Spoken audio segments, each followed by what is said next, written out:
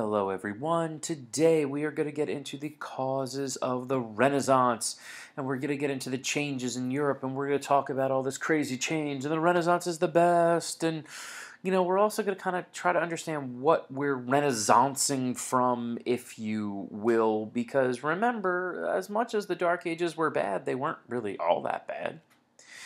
So again, the Renaissance, this is a time period from the mid-1300s to the mid-1600s, and it is a French word meaning rebirth, hence the French castle in the background.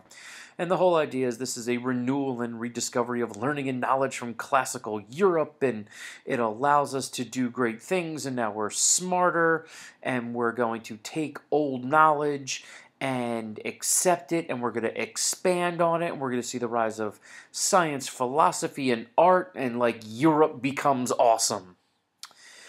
So the question is where did all of this start? And it started in Italy, and this was really important because Italy was different. They weren't feudal, and we know the problems of the feudalism. Feudal, futile, we get it.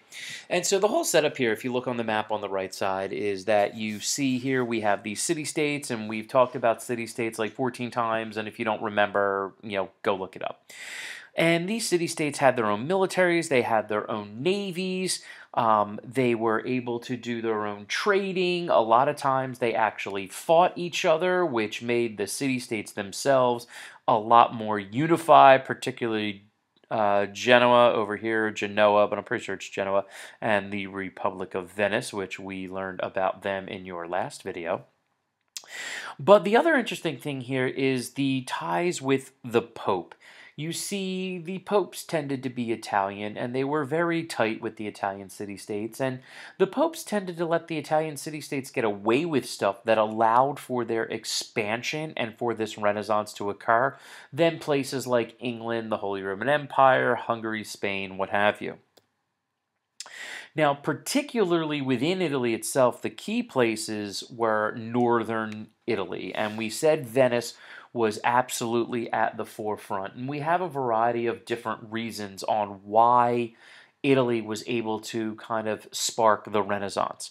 Number one is that Rome was not dead. There were Roman ruins. There were still Roman writing. You still had people that could read a little bit of Latin. And so there was that kind of desire to bring that stuff back. It was also an urban and industrial society, so they never had to deal with the negatives of feudalism. Traders and merchants never really cared about the backgrounds of those they dealt with, whether they were Jewish or Muslim, but everybody had money.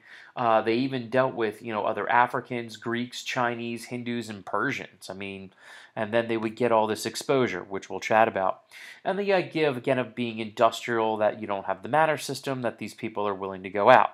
So the classical period's not dead here. They've got cool cities that they're willing to kind of embrace other people.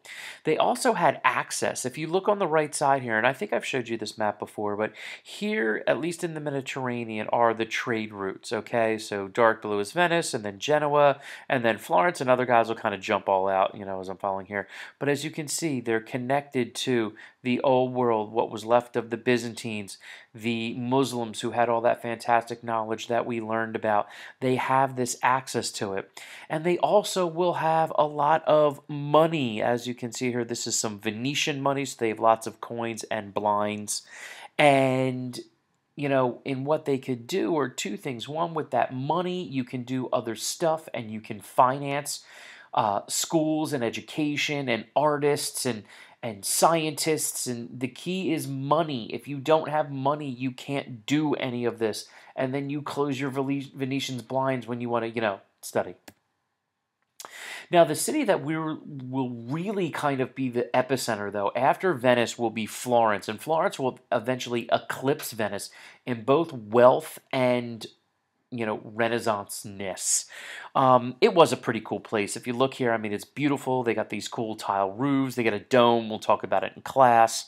Again, Venice, kind of the first guys out, but these guys are really going to work on kind of building their wealth, which is where they're going to be a little bit different. You see, Venice, for a while, gets very Athens-y and starts not only developing their trade, but really trying to develop their power base. Florence wasn't really as concerned about power, rather, they were concerned about expanding trade, as well as you'll see, they become absolutely obsessed with art. And in trade, that will really start to bring them success. And what they're going to also do is encourage their traders to go as far as they could and to bring back anything they could.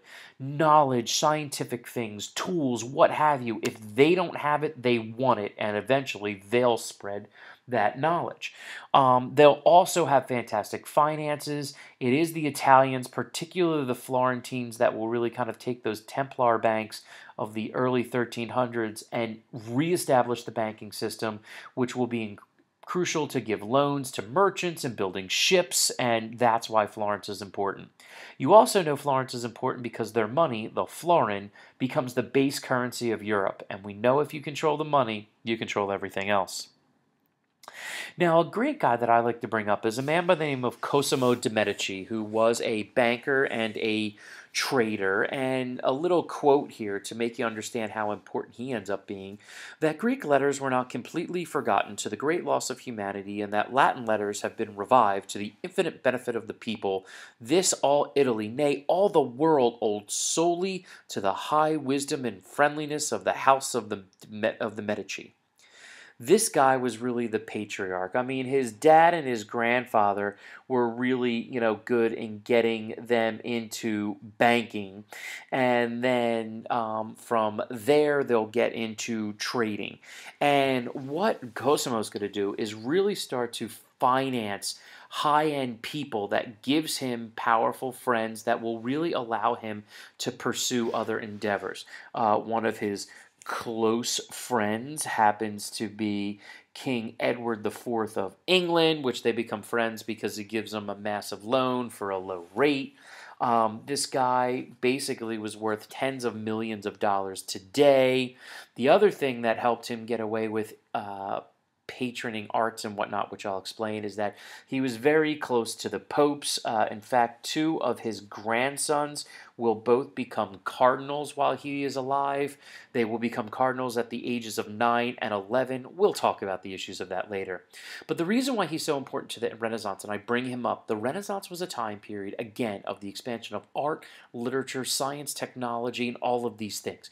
But you needed money and wealthy people to pay those guys to do it, particularly the artists. And Cosimo de Medici is like that celebrity that starts the trend of let's get stuff out there, let's get things going on, let's allow these great things to happen. I mean, he himself was also brilliant. He knew 5 languages. He could read and write. He would often teach himself. He'll open up schools. He'll pay artists.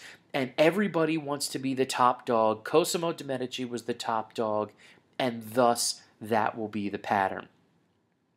And to give you an idea of how much money he has, that was the outside of his house, the Palazzo de Medici.